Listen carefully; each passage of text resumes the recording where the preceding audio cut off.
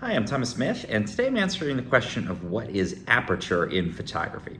So this is a question that students often ask me, and the way that I like to describe it, the aperture in a camera is actually a part of the camera, and the way that I like to kind of relate it to people is that it's almost like the pupil in the human eye.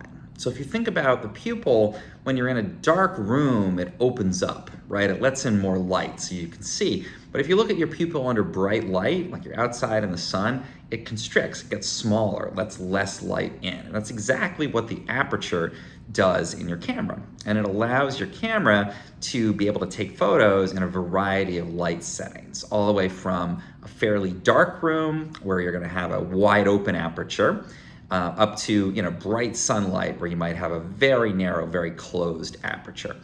And I'm going to show you exactly what that looks like on my Leica Q camera here. So aperture is measured generally in an f-stop is the way that it's measured. So you may have heard of f1.7 or f8 or f16. These are all measures of the size of the aperture. And the lower the f-stop number, this is where it gets a little bit confusing, the wider the aperture. So the lower the number you go, the wider that aperture is gonna get. And you might see a lens or a camera rated based on the f-stops, the lowest aperture, the widest open it can go. And that's important because it determines what kind of lighting conditions you can photograph in.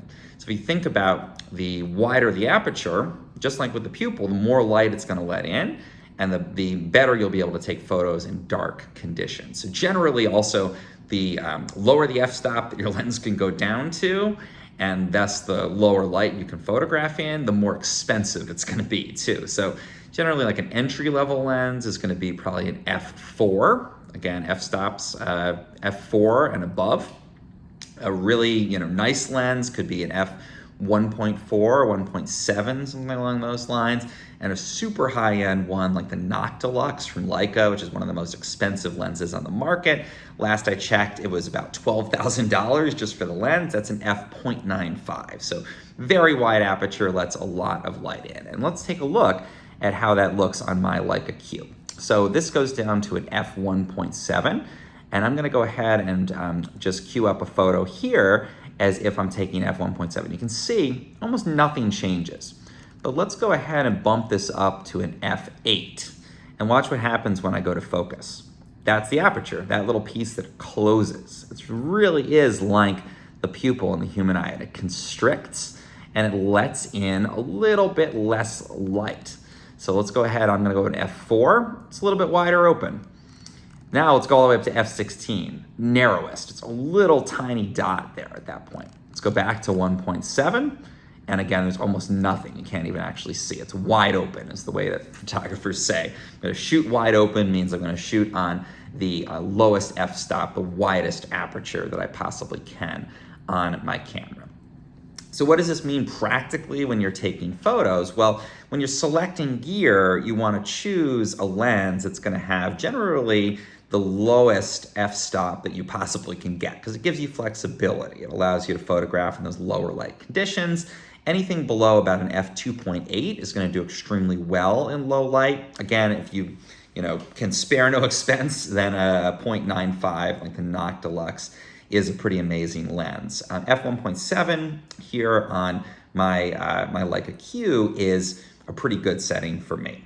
And the reason that anything under f2.8 is really good is that f2.8 is approximately what the aperture of the human eye is. So if you're below that, you're almost giving yourself like a superhuman ability to see in the dark with your camera. Your camera will see in the dark better than you will in most cases. So generally, again, the lower the better. That said, it depends on the lighting conditions you're shooting in.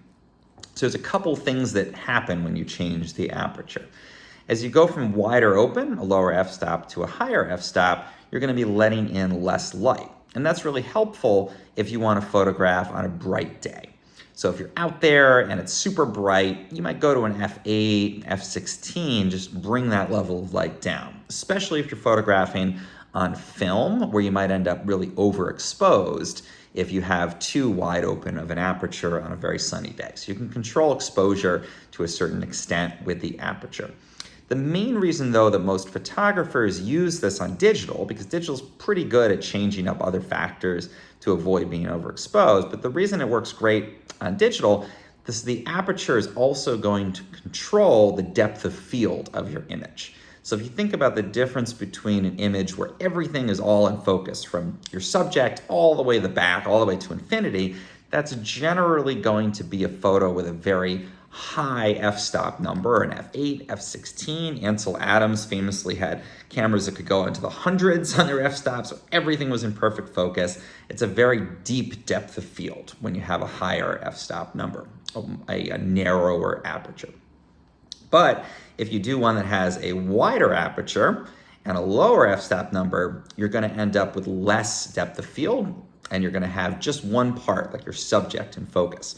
So this is great if you're doing still lifes. It's great if you're doing portraits, where you want the subject to be in focus and the background to be really nicely, subtly blurred. It kind of draws the eye to your subject and away from whatever is in the background. So like where I'm recording this video, there's a lot of stuff you can see in the background, but if I took a portrait of myself using a camera with a wide aperture, a low f-stop number, I would be nicely in focus. Everything in the back would be pleasantly blurred. And we call that effect bokeh, B-O-K-E-H, when the background is blurred by the lens. It's not a software thing, it's not an editing thing, it's literally the optical properties of the light.